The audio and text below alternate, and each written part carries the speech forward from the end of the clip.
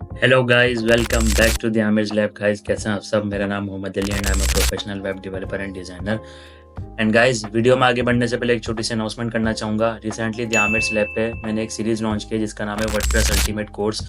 Guys, ये बिल्कुल beginner to advance level का कोर्स है जिसमें जो है वर्डप्रेस के बारे में मैंने बिल्कुल जो है ना स्क्रैच से जो है ना आपको बताया कि वर्डप्रेस के अंदर डिज़ाइन एंड डेवलपमेंट किस तरह से की जाती है। तो अगर अभी तक आपने ये सीरीज़ नहीं देखी तो प्लीज़ जल्दी से जाएं और इस सीरीज़ को देखें। हम जो है ना जल्दी से चलते हैं अपने आज के जो है टॉपिक की तरफ। तो गाइस, जैसे कि मैं अपने कंप्यूटर स्क्रीन पे आ गया हूँ और जो है हमारे आज का टॉपिक नेम है व्हाट इज़ एलिमेंटर।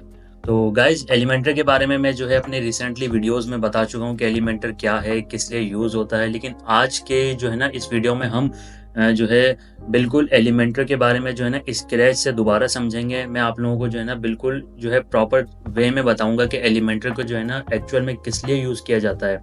हमने जो है इस चैनल पे रिसेंटली जो है ना 2 मिनी प्रोजेक्ट्स भी लॉन्च किए हैं जिसमें जो है ना मैंने आपको जो है हेडर एंड फुटर एलिमेंटर की हेल्प से किस तरह बनाया जाता है वो मैंने बताया है। और आज की इस वीडियो में ना मैं इन डिटेल आपको एलिमेंटर के बारे में बताऊंगा। तो जल्दी से हम आगे बढ़ते हैं और जानते हैं एलिमेंटर जो है ना क्या चीज़ है और किस लिए यूज़ होता है। तो गाइस, जैसे कि हमारा फर्स्ट क्वेश्चन है व्हाट इज एलिमेंटर। तो गाइस, एलिमेंटर जो है ना एलिमेंटर एक पेज बिल्डर है। ठीक है, पेज बिल्डर का मतलब होता है कि यानी कि जिसकी हेल्प से जो है ना आप लोग अपने जो वेबसाइट के पेजेस है ना उनको डिज़ाइन करें। अब क्योंकि हम जो है वर्डप्रेस के अंदर जो है कोडिंग ज़्यादा यूज़ नहीं करते और इस सीरीज़ के अंदर भी जो है ना मैं बिल्कुल जो है लेके चल रहा हूँ कि कोड के बारे में इस सीरीज़ में मैं आप लोगों को नहीं बता रहा। मैं बिल्कुल बगैर जो है ना कोडिंग के किस तरह से वेबसाइट्स को डेवलप किया जाता है मैं वो आप लोगों को इस सीरीज़ में बता रहा हूँ। तो पेज बिल्डर जो है ना वो इसीलिए यूज़ होता है कि आपको जो है ना कोडिंग नहीं करनी पड़े और आप जस्ट ड्रैग एंड ड्रॉप करके जो है ना अपनी जो वेबसाइट है उसको रेडी कर लें। तो एलिमेंटर का काम ही यही है कि वो आपकी जो है ना हेल्प करता है जो है ना कोडिंग से बचने के लिए कि आपको जो है ना वेबसाइट में कोडिंग ना करनी पड़े और आप जस्ट एलिमेंटर को यूज़ करके ना अपनी वेबसाइट को बिल्ड कर लें जस्ट ड्रैग एंड ड्रॉप करके। तो मैं आप लोगों को वर्डप्रेस के डैशबोर्ड में लेके चलता हूँ और जो है ना मैं आप लोगों को जो है ना एलिमेंटर के बारे में बताता हूँ। मैं ये भी आज आप लोगों को आप लोगों को मैं आज ये भी बताऊंगा कि एलिमेंटर को जो है ना किस तरह से इंस्टॉल किया जाता है, किस तरह से सेटअप किया जाता है। हम जस्ट ओवरव्यू देखेंगे एलिमेंटर का। तो जल्दी से चलते हैं डैशबोर्ड। तो गाइस, जैसे कि हम अपने वर्डप्रेस के डैशबोर्ड में आ गए हैं और आप लोग यहाँ देखेंगे ना प्लगइन्स के सेक्शन में, यहाँ प्लगइन्स का एक टैब आपको मिलेगा। जब आप इस पे होवर करेंगे तो यहाँ पे आपको 3 ऑप्शंस मिलेंगे। मैं ऑलरेडी अपनी ना ये सारी चीज़ें जो है ना मैं आपको अपनी प्रीवियस वीडियो में बता चुका हूँ जिसमें हमने एलिमेंटर की हेल्प से हेडर एंड फुटर जो है क्रिएट करना सीखा था। तो अगर अभी तक आपने मेरी वो वीडियोज़ नहीं देखी तो प्लीज़ जल्दी से जाएँ मेरी आप वो वीडियोज़ देखें।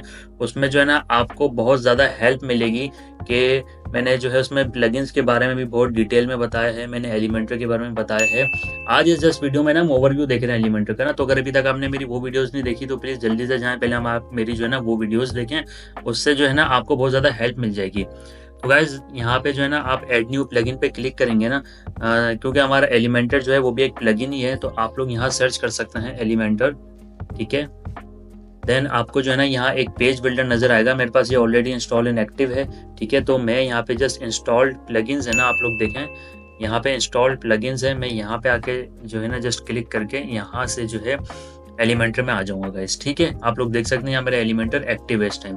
तो एलिमेंटर जब हम एक्टिवेट कर लेते हैं ना तो यहाँ पर ना एक ऑप्शन आता है एलिमेंटर के नेम से। ठीक है, अब इस पर होवर करेंगे तो आप देखेंगे कितने सारे ऑप्शन है यहाँ पे, होम, सेटिंग्स, रोल मैनेजर, काफ़ी सारी जो है ना यहाँ पे जो है ऑप्शन है हमारे पास एलिमेंटर के। तो आज जो है मैं कोशिश करूंगा आप लोग को जो है ना शॉर्ट टर्म में ज़्यादा एक्सप्लेन कर दूं।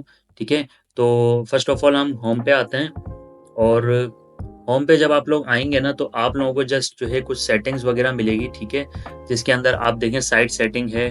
ठीक है, साइट लोगो है, ग्लोबल कलर्स हैं, ग्लोबल फॉन्ट्स हैं।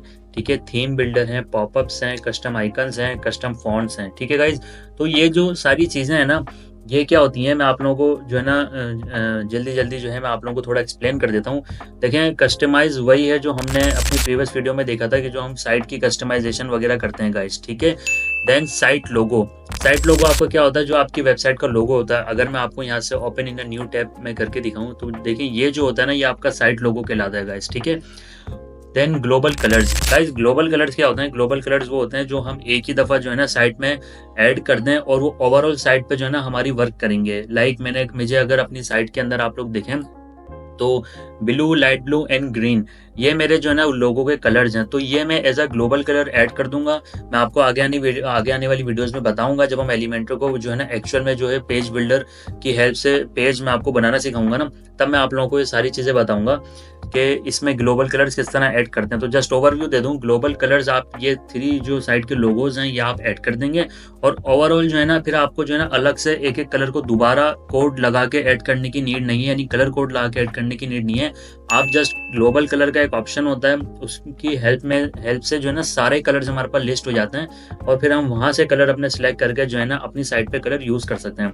तो एक एक कलर को आपको ना बार बार पिक करके ऐड करने की नीड नहीं होती। ग्लोबल कलर हमारा जो है ना यही प्रॉब्लम सॉल्व कर देता है। जस्ट वन टाइम आप ऐड करें अपने कलर को और आप पूरी ओवरऑल साइड में से यूज करते रहें, ठीक है। देन ग्लोबल फॉन्ट्स भी इसी तरीके से होते हैं, ठीक है। और थीम बिल्डर क्या होता है गाइज?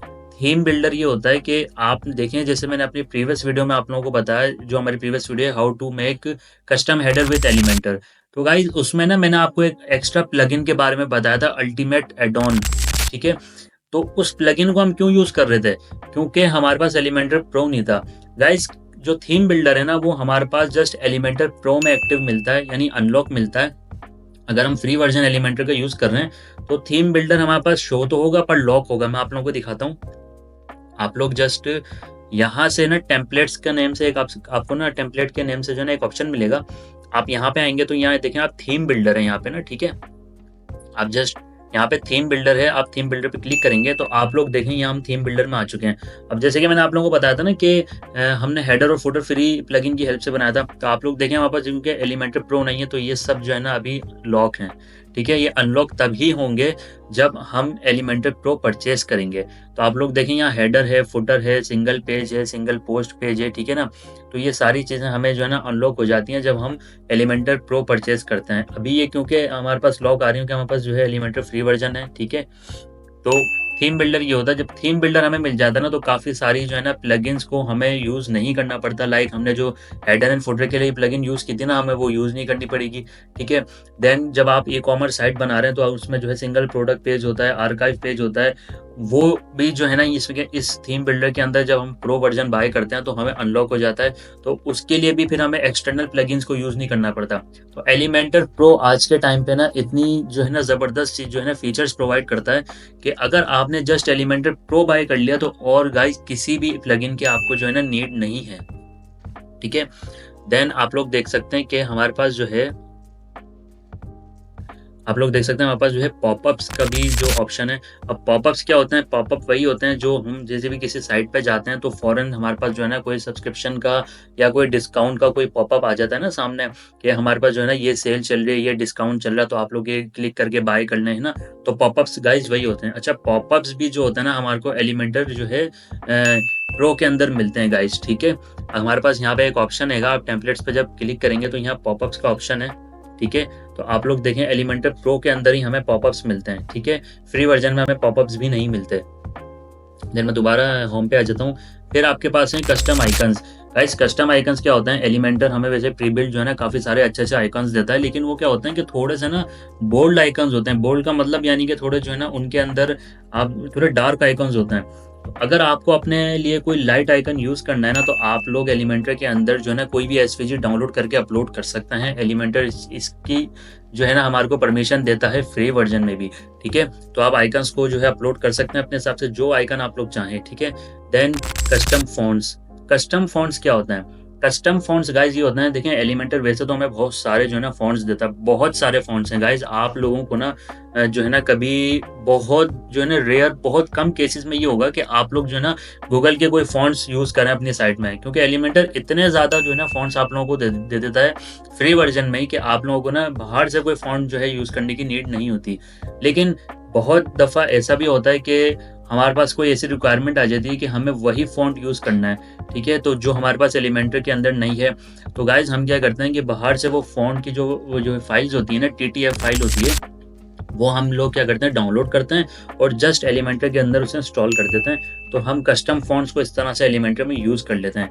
अब कस्टम फॉन्ट्स पर मैं भी आप लोगों को एक चीज़ दिखाता हूँ कि अगर मैं यहाँ पे कस्टमाइज पे जाऊँ, ठीक है, तो देखें एलिमेंटर प्रो जो है ना एलिमेंटर प्रो के अंदर ही हम कस्टम फ़ॉन्ट्स यूज़ कर सकते हैं, हम फ्री में नहीं कर सकते, ठीक है? तो काफ़ी सारी जो चीज़ें हैं ना अभी पेड हो गई हैं, ठीक है? और हमें जो है ना अगर एलिमेंटर मैंने आप जैसे आपको शुरू में बताया कि एलिमेंटर प्रो अगर हम बाय कर लेते हैं ना तो और किसी भी चीज़ की नीड नहीं होती, किसी भी प्लगइन की नीड नहीं होती, क्योंकि एलिमेंटर प्रो इतना ज़्यादा ना हेल्पफुल है हमारे लिए, ठीक है? तो मैं दोबारा होम पे आ जाता हूँ। देन यहाँ पे कुछ जो है ना आप लोग ये कह सकते हैं कि कुछ एड-ऑन्स हैं हमारे पास एलिमेंटर की, जिसके अंदर हमारे पास साइट मेलर है, इमेज ऑप्टिमाइज़र है, एलिमेंटर एआई है, ठीक है? तो साइट मेलर क्या है? Keeps your WordPress image out of the spam folder with improved deliverability and easy setup, no need to SMTP plugin और कॉम्प्लिकेटेड कॉन्फ़िगरेशंस, ठीक है?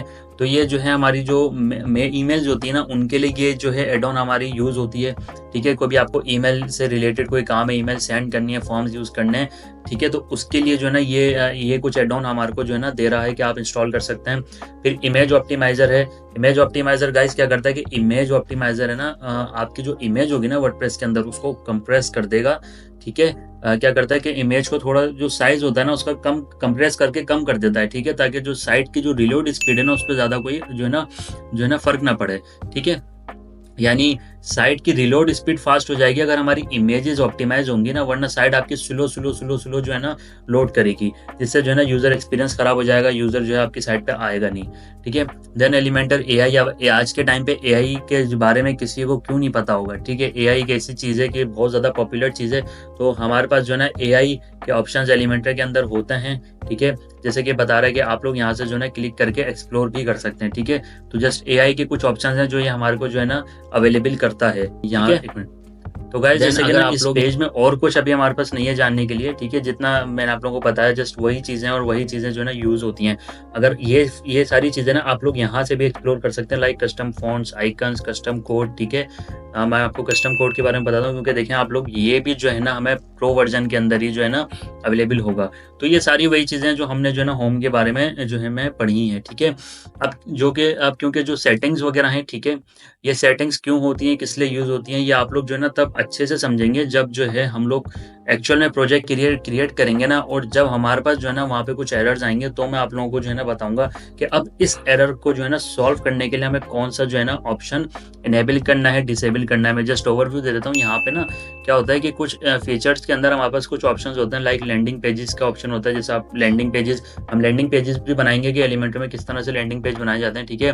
फिर कुछ कैशिंग वगैरह होती है, इनलाइन फ़ॉन्ट्स, आइकन्स होते हैं, क्या ये ना कुछ जो आइकन बॉक्स होते हैं ना उन्हीं को इनलाइन फ़ॉन्ट्स आइकन के अंदर हम यूज़ करते हैं। वो अक्सर जो है ना हमारे क्या होता है डेवलपमेंट के टाइम पे जो है ना कुछ एरर जैसा आ जाते हैं कि हमारे जो फ़ॉन्ट्स है ना सॉरी जो हमारे आइकन है ना उनका साइज़ बड़ा हो जाता है और फ़ॉन्ट का साइज़ छोटा हो जाता है। तो वो किस तरीके से हैंडल करते हैं वो हम सीखेंगे यहाँ पे। मैं आप लोगों को वो भी जो है ना केस दिखाऊँगा कि किस तरीके से वो होता है, ठीक है? फिर कुछ एडिशनल ब्रेक पॉइंट्स वगैरह होते हैं यहाँ पे, ठीक है? ब्रेक पॉइंट्स आप लोगों को पता है ना कि जो आपके रिस्पॉन्सिव साइट के अंदर यूज़ होते हैं, like mobile break point, then tablet, फिर डेस्कटॉप, ठीक है? तो ये वही चीज़ें हैं। ये सारी चीज़ें हम एक-एक करके एक्सप्लोर करेंगे, आप लोगों को टेंशन नहीं लेनी, क्योंकि अभी मैंने बताया ना वीडियो लंबी हो जाएगी, समझ कुछ नहीं आएगा और जो है ना आप लोग का जो है ना फिर टाइम भी वेस्ट हो जाएगा। तो अभी हम सिर्फ वही चीज़ें देख रहे हैं जिसकी हमें नीड है, ठीक है? देन आप लोग यहाँ से जैसे मैंने आपको बताया कस्टम फ़ॉन्ट्स हैं, हमारे पास कुछ कस्टम आइकन्स हैं, कस्टम कोड्स हैं, ठीक है? कुछ एड-ऑन्स हैं, एड-ऑन्स को हम थोड़ा-सा देख लेते हैं, ठीक है? और एड-ऑन्स की हमारे पास काफ़ी सारी हैं, जैसे इमेज ऑप्टिमाइज़र, साइट मिरर और प्रो, ठीक है? और यहाँ पे जो है ना अनलिमिटेड एलिमेंट्स है, ठीक है? तो ये सारी कुछ एड-ऑन्स हैं एलिमेंटर की। देखिए एलिमेंटर एड-ऑन्स, इसको तो हमने पहले यूज़ भी कर लिया। तो ये वही चीज़ें हैं। तो ये चीज़ें ना आप अपनी जो है अकॉर्डिंग इंस्टॉल कर सकते हैं। इनमें जो है ना काफ़ी सारी एड-ऑन्स के बारे में मैं आपको आगे बताऊँगा कि एड-ऑन को किस तरह यूज़ किया जाता है, ठीक है गाइज़? तो गाइज़ आज की इस वीडियो के लिए इतना ही। अगर आपको ये वीडियो पसंद आई है तो प्लीज़ लाइक कीजिए, कमेंट कीजिए, शेयर कीजिए और हाँ, दी आमिर लैब को लाज़मी सब्सक्राइब कीजिए। मिलते हैं आपसे नेक्स्ट वीडियो में। तब तक के लिए अपना ख़्याल रखिए। Thank you.